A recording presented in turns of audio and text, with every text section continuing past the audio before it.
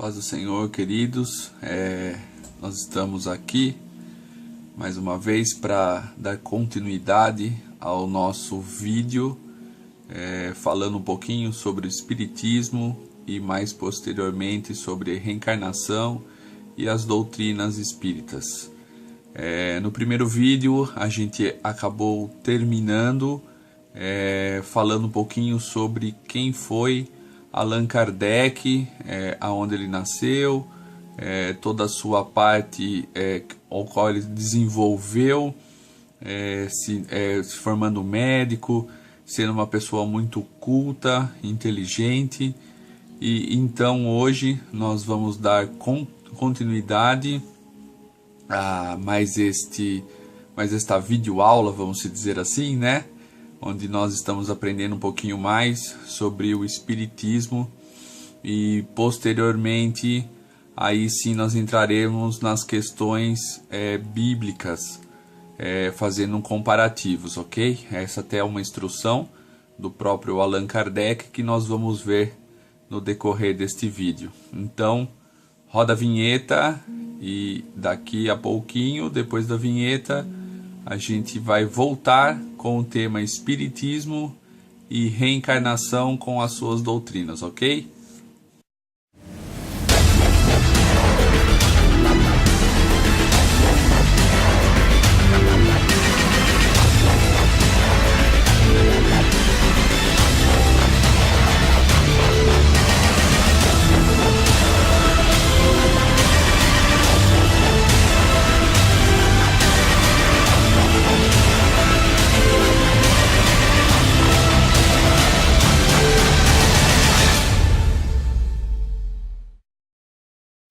Então, galera, até então a gente viu um pouquinho sobre Allan Kardec, que na verdade ainda não tinha se tornado o Allan Kardec no qual nós conhecemos nos dias de hoje.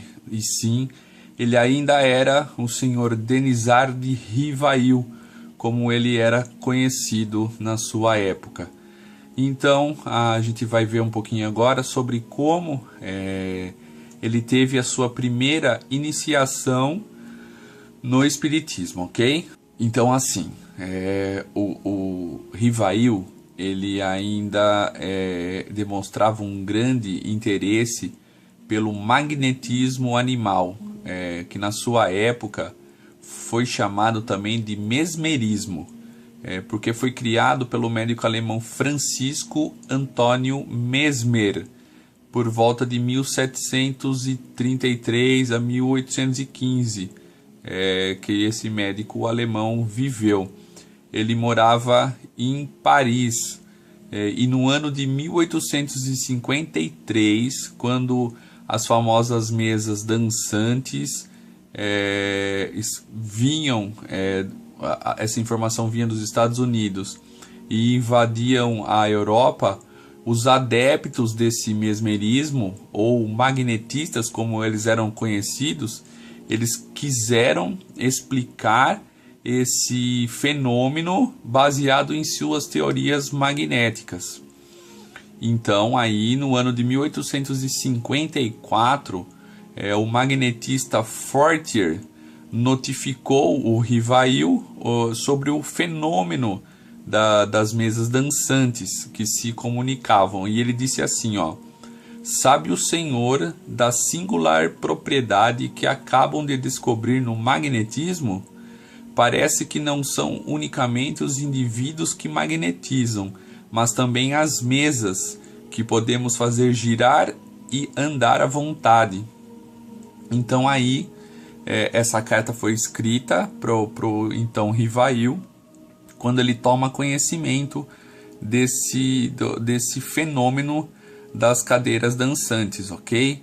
Então aí no ano de 1855, o Rivail se encontra com o senhor Carlotti, que era um amigo pessoal dele, e ele também fala sobre esse fenômeno das cadeiras dançantes que estavam ocorrendo e tomando conta de toda a Europa, ok? Em maio de 1858, o senhor Rivail ainda não era o Allan Kardec, como a gente já viu. Ele vai à casa de uma senhora chamada Senhora Roger, encontrando-se com aquele amigo que eu citei para vocês, o Forter, que era o magnetizador, ok? Eles estavam presentes ali na casa dessa senhora, tá? E também aí, nessa reunião, tinha a presença do senhor Patier e da senhora Pleinemezon. E foi essa senhora que mostrou para ele esse fenômeno das mesas dançantes. Olha que interessante, dentro dessa reunião que ele participou, da senhora, até um nome complicado, né? Pleinemezon, difícil falar esse nome, né? O Rivail, ele acabou conhecendo a família Baldin, e aí sim ele foi convidado a participar de reuniões semanais na casa desta família. Então ele passou a ser assíduo nessas reuniões. Esses relatos vocês podem conferir se quiserem, obviamente, é só uma citação da fonte de qual eu estou tirando essas informações, tá? Não é de qualquer local, é de fonte segura, e ela vem do livro escrito pelo próprio Allan Kardec chamado Obras Completas, e essas citações estão na página 1160, ok? Então assim, não é qualquer coisa aí que o Rodrigo tá pegando na internet e lançando no vídeo, ok? Então assim, olha que legal a então transformação de Rivail para o tão famoso e conhecido Allan Kardec em uma sessão espírita na casa dessa família, tá? Diz o relato assim, ó: uma noite, por intermédio de um médium, o próprio espírito pessoal do Rivail, ok, lhe revelou que eles haviam vivido juntos em outra existência, no tempo dos druidas, nas Gálias, ok? E que o seu nome lá naquela época era Allan Kardec. Esse relato você confere no livro chamado Obras Completas, da editora Opus, ok? Então assim, a partir desta reunião, o Rivail deixa o seu nome oficial e passa a usar o pseudônimo de Allan Kardec. Entenderam até aí? Ok? Então assim, aí a gente tem, continuando a história, como o Allan Kardec era uma pessoa muito estudiosa, ela é uma pessoa que tinha facilidade em escrever, em ler. Ele dominava vários idiomas, como a gente já viu, ok? Ele começa a se desenvolver, a tomar conhecimento sobre tudo que existia na época, sobre essas manifestações, ok? E interessante que diz o relato que em 1856, Kardec frequentava sessões espíritas que eram feitas na rua Tiquetone, na residência do Sr. Rostand e da Sra. Jaffé. E no dia 25 de março desse ano de 1856, também na casa da família Baldin, uma das filhas dessa família, ela era médium, tá? E aí o que acontece? O Allan Kardec aceita uma revelação de ter como guia um espírito familiar chamado A Verdade. Através do médium, o espírito falou com Allan Kardec e falou que um espírito iria acompanhar. E ele se chamava A Verdade, ok? Então assim, Allan Kardec daí reúne todas as informações que ele tinha sobre o espiritismo, e ele codifica uma série de leis, e no dia 18 de abril de 1857 ele publica uma obra chamada Le Livre des Espíritos, ou seja, o Livro dos Espíritos, que ele alcançou grande repercussão e a sua edição toda se esgotou muito rapidamente, até porque a Europa e praticamente o mundo estava sendo bombardeado, vamos assim dizer, com as questões desde que se iniciaram das mesas dançantes e das suas manifestações espirituais. Beleza? Então assim, Allan Kardec daí ele reedita esse seu livro no ano de 1958, 2 anos, ou melhor, 1 ano depois, ele reedita e lança a segunda edição do livro. E nesse mesmo ano ele também publica a revista que chama Revue Spirit, ou Revista Espírita, ok? E ele também, o primeiro órgão, essa revista se torna também uma entidade que se torna o primeiro órgão espírita da época na França, ok? Então a gente vê que ele vai se desenvolvendo, vai crescendo e vai se tornando uma autoridade, porque ele compila tudo aquilo que então até era falado, ele vai compilando em livros e vai lançando esses livros. A gente vai ver também que ele fundou em 1º de abril a Sociedade Parisiense de Estudos Espíritas, ok? Ele também lança o Livro dos Médiuns, o Livro dos Médiuns, que surgiu na primeira quinzena de janeiro de 1861 e é considerado uma das obras mais importantes sobre a prática do espiritismo experimental. Aí em 1862 ele publica uma refutação de críticas contra o espiritismo. E em abril de 1864, ele lança um livro chamado A Imitação do Evangelho segundo o Espiritismo. E que mais tarde, nas suas próximas edições, o nome se torna Evangelho segundo o Espiritismo. Mais obras ele faz, ok? E então assim, também em 1º de agosto de 1865, ele lança uma nova obra chamada O Céu e o Inferno e A Justiça Divina segundo o Espiritismo, ok?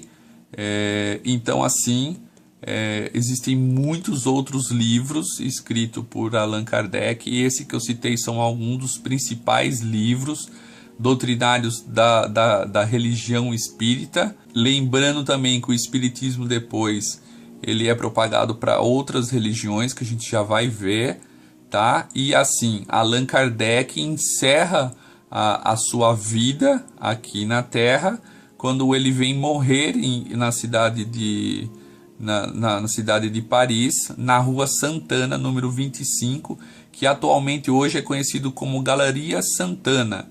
Galeria Santana.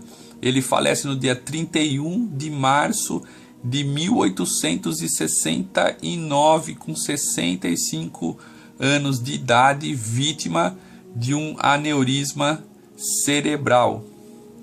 A sua mulher ainda permaneceu por mais alguns anos viva, ok? E ela veio a falecer em 21 de janeiro de 1883, quando ela tinha 89 anos, e eles não tiveram filhos, ou seja, eles não deixaram herdeiros. Como eu estava dizendo para vocês, Allan Kardec ele fez uma declaração e ele diz que o espiritismo deve ser comparado, ou seja, ele deve ser utilizado em comparação com outras obras, outras religiões, ok? E a mais, obviamente, a obra que mais se compara aí com as normas introduzidas dentro do espiritismo é com a Bíblia cristã, na qual nós conhecemos hoje. Mas veja a declaração que Allan Kardec faz no seu livro chamado Obras Póstumas, da editora, publicado pela editora Opus, tá? Na página 1127. O Allan Kardec diz assim, ó: um direito imprescritível é o direito de exame e de crítica, do qual o Espiritismo não tem a pretensão de eximir-se, assim como não tem a de satisfazer a todos. Cada um é livre para aceitá-lo ou rejeitá-lo, mas depois de discuti-lo com conhecimento de causa, para saber qual é a parte de responsabilidade que cabe ao Espiritismo em dada circunstância, há um meio bem simples: inquirir de boa fé, não dos adversários, mas na própria fonte, o que ele aprova e o que ele condena. E isto é fácil porque ele nada tem de secreto. Seus ensinamentos são divulgados e todos podem examiná-los. E, obviamente, os nossos vídeos, nós pretendemos analisar as doutrinas espíritas à luz da Bíblia Sagrada, que é a nossa maior obra, na qual foi escrita por mais de 40 autores que nós conhecemos, inspirados pelo Espírito Santo, no qual Deus não nos deixou, ok? Então, nós vamos fazer uso da própria declaração de Allan Kardec para examinar as doutrinas do Espiritismo com as Sagradas Escrituras. Nós podemos ver também que o Espiritismo se tornou adepto de outras, vamos se dizer assim, para uma melhor compreensão, de outras religiões, ok? Nós não vamos entrar em questões se elas são seitas, se elas são religiões, organizações. Nós vamos citar elas como religiões, ok? Então, assim, existem algumas divisões do Espiritismo no Brasil, tá? O mais conhecido de todos, obviamente, é o Espiritismo Kardecista, que a gente já viu bastante coisa a respeito dele, tá? E aí nós temos também a Legião da Boa Vontade, o seu fundador, o fundador da Legião da Boa Vontade, o nome dele é Alziro Elias Davi Abraão Zarur, que nasceu em 25 de dezembro de 1914, de pais sírios, que eram católicos ortodoxos. Considerava-se ele a reencarnação de Allan Kardec, como ele mesmo cita no livro chamado Jesus, a Saga de Alziro Zarur. Ele não crê que Cristo tivesse corpo real e humano, seguindo a linha de pensamento de João Batista Rothstein. Ok? Então, outra que nós conhecemos também, outra religião, como eu já disse para vocês, chama-se Racionalismo Cristão, que foi fundado em 1910 por Luís de Matos, e Luís nasceu na cidade no país, ou melhor dizendo, de Portugal, ok? Ele é panteísta, ou seja, panteísta é uma pessoa que acredita em vários deuses, ou que tudo representa a Deus nesse universo que nós vivemos. E ele fala, quando ele se refere a Deus, ele fala como o grande foco, inteligência universal, ok? E nós temos também a cultura racional, tá? Fundada por Manuel Jacinto Coelho, no ano de 1935, na cidade do Rio de Janeiro, no bairro do Meier. A ideia divulgada a partir de 1970, quando alcançou fama nacional, ela aceita a metempsicose, que é o que? É o retorno do espírito do morto a seres inferiores. Olha só, tá? Então, assim, depois disso, nós temos as religiões afro-brasileiras, ok? Por que afro-brasileiras? Porque elas descendem praticamente dos escravos que foram trazidos ao Brasil, principalmente pelos portugueses, quando houve o descobrimento, após o descobrimento do Brasil, ok? Então elas são, essas religiões elas são bastante divulgadas como sendo um folclore, tá? Às vezes ela é mais divulgada como folclore do que propriamente uma religião, tá? Para você entender, nós temos algumas linhas como a Umbanda, a Quimbanda, o Candomblé, ok? Que são coisas distintas, embora trabalhe-se, vamos dizer, quase na mesma essência, elas se diferem, então não confunda isso. Não confunda com macumba, pelo amor de Deus, queridos, não sejam nécios, como diz a Bíblia. Macumba é um instrumento musical, tá? Então, assim, não tem nada a ver a religião ou o folclore de divulgação dessas 3 linhas afro-brasileiras com macumba. Macumba é instrumento musical.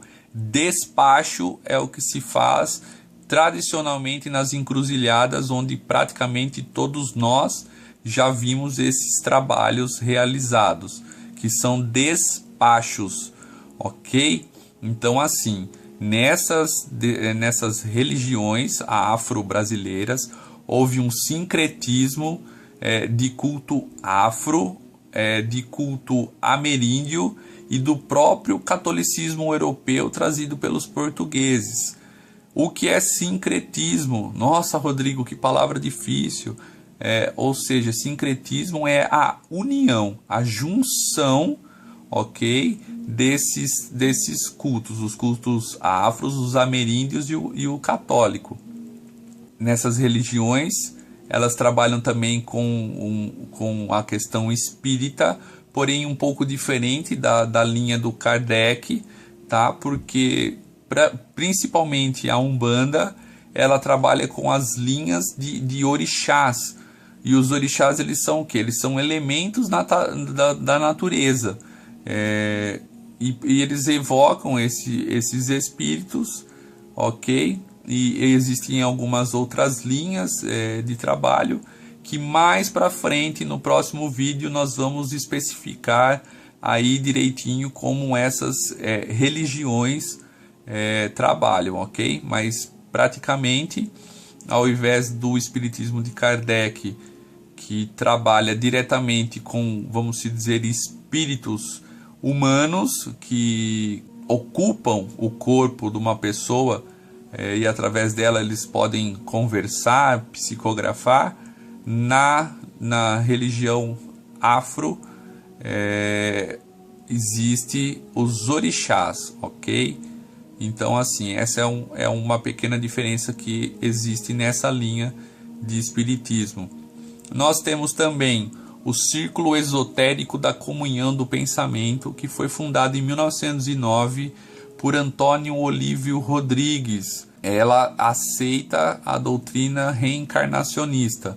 Nós temos também a Ordem Rosa Cruz, que é uma organização, ela é uma organização, uma fraternidade que segue uma tradição mística egípcia. Ela alega ser originária do reinado de Amenhotep IV. Amenhotep foi o imperador egípcio no ano de 1353 a.C. e era mais conhecido como Akhenaton. A fraternidade Rosa Cruz de Max Rendel, conhecida como FRC, Fraternidade Rosae Crucis de Clymer, existe também essa fraternidade. Existe a Fraternidade Rosacruciana Antiqua de Krumheller, e existe a Igreja Gnóstica e a Ordem Cabalística da Rosa Cruz, ok? E essa igreja é uma igreja expectante do senhor Léo Alvarez Costé de Masqueville, Só nome complexo, né? Então, assim, para você entender um pouquinho da história, essas são algumas linhas da Ordem Rosa Cruz e de seus adeptos. Depois também nós trabalhamos com algumas outras religiões, tá? Vamos lembrando que nós estamos citando religiões como um termo generalizado para essas citações que eu estou falando a vocês. E ainda nós temos as sociedades, tá, teosóficas, que geralmente são tradicionais do Oriente, tá, como a Seishonoye. Nós temos a Igreja Messiânica Mundial, nós temos a Arte Mahikari, nós temos a Perfect Liberty, tem Hare Krishna, Meditação Transcendental, entre outras religiões que são adeptas também ao reencarnacionismo, ou seja, a reencarnação. Olha que legal esta colocação que eu estava aqui pesquisando e fiz em minhas anotações, algumas causas, vamos dizer assim, da difusão do espiritismo no Brasil. Tá? O Brasil praticamente é considerado um dos países onde mais se propagou o espiritismo, principalmente com a raiz fundamentada de Allan Kardec, tá? E existem duas principais conotações que fazem com que as pessoas se desenvolvam ainda mais a religião espírita. E uma delas é tipo quando eles dizem que você é um médium, que você precisa se desenvolver, tá? Então essas são as palavras dos espíritas quando se deparam com pessoas com problemas ligados à insônia, tristeza, perturbação, arrepios, dores, ok? Logo, aí o que eles fazem? Essa ideia do espírita que a pessoa está sob a pressão de espíritos opressores e precisa desenvolver a mediunidade num centro espírita. E lá a pessoa vai, obviamente, cheia de esperança de ver-se livre desses incômodos inexplicáveis. Lá, aí, obviamente, ela se envolve com o espiritismo, ok? Que vem seguido depois do temor de sair da religião, tá? E julgando que as consequências do seu abandono ou de desertar, vamos dizer assim, da religião, vai trazer consequências fatais sobre a vida dela e sobre os que estão ao seu redor. Outra grande situação que faz com que o espiritismo seja muito propagado é a questão da saudade dos entes que já morreram, né? Essa é uma situação muito explorada pelo espiritismo, pois dentro dessa religião ela é aberta à possibilidade de se comunicar com o ente morto, que mais para frente nós vamos usar a Bíblia Sagrada para então fazermos uma cariação entre os relatos espíritas e os relatos deixados na Sagrada Escritura. E eu achei uma questão aqui muito interessante dentro do livro chamado Eu Falei com Espíritos, da editora Mundo Cristão, ok? Que diz assim, eu vou ler para você, para nós encerrarmos este vídeo, e tenho certeza que você, conhecedor da palavra de Deus, que você que segue os ensinamentos de Cristo, e você vai ter discernimento espiritual para saber o que aconteceu aqui nesse relato. Olha que interessante que diz esta passagem do livro Eu Falei com Espíritos. Eu vou ler para vocês e a gente encerra esse vídeo, a segunda parte, para então a gente retornar num próximo vídeo com a continuidade sobre o Espiritismo, as suas religiões que envolvem essa questão espiritual, até da necromancia, que é a arte, vamos dizer assim, de consultar os mortos, tá? E eu vou ler esse relato para vocês, e então você já fica aí com aquela expectativa para a gente aprender um pouco mais também no próximo vídeo. Então, discerne aí com o seu entendimento espiritual o que houve aqui nessa passagem que eu vou ler para vocês. E diz assim o relato, ó: no dia 16 de julho de 1933, morreu minha irmã, então com 7 anos de idade, e logo depois uma família das proximidades de Bemidji é o nome de uma cidade em Minnesota, me perdoe se eu errei o modo da fala aí, mas é um nome bem complexo, ok? E diz assim que nos disse que havia entrado em contato com o espírito da menina morta e que ela estava ansiosa para falar conosco. A família toda ficou alvoroçada e combinamos de nos encontrar na cidade na ocasião marcada para esta sessão. Com isso, deu-se o envolvimento nessa sessão espírita, onde relata aqui, ó, que certa ocasião foi anunciado no citado centro uma sessão de perguntas e respostas, e foi orientado que as perguntas deveriam ser de ordem espiritual. Foi dirigida a primeira pergunta ao espírito mentor, se ele cria que Jesus era o Filho de Deus. A resposta do espírito mentor, na sua sabedoria,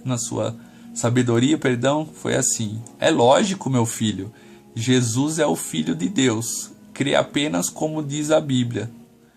Aí a segunda pergunta foi feita ao espírito mentor: ó tu, grande e infinito Espírito, crês que Jesus é o Salvador do mundo? E a resposta foi: meu filho, por que duvidas? Por que não crês? Tem estado conosco, por que continuas a duvidar? Espertão, né? Se esquivou da resposta. E a terceira pergunta crucial foi: ó Espírito, crês que Jesus é o Filho de Deus e que ele é o Salvador do mundo? Crês que Jesus morreu na cruz e derramou seu sangue para a remissão de pecados? Neste momento, o médium, em profundo transe, foi arremessado de sua cadeira, foi cair bem no meio da sala de estar e gemia como se estivesse sentindo profunda dor. Os sons turbulentos sugeriam espíritos num carnaval de confusão. Relatos do livro Eu Falei com Espíritos. E aí, para encerrar esse vídeo, você já tem aquele discernimento, principalmente do que diz a palavra lá em 1 João, ok? Então você já sabe o que aconteceu aqui. Abraço, que Deus abençoe e até o próximo vídeo. E a gente vai tratar aí sobre as doutrinas do Espiritismo, suas religiões confrontadas com a palavra de Deus, confrontadas com a Sagrada Escritura. Até a próxima, Deus abençoe.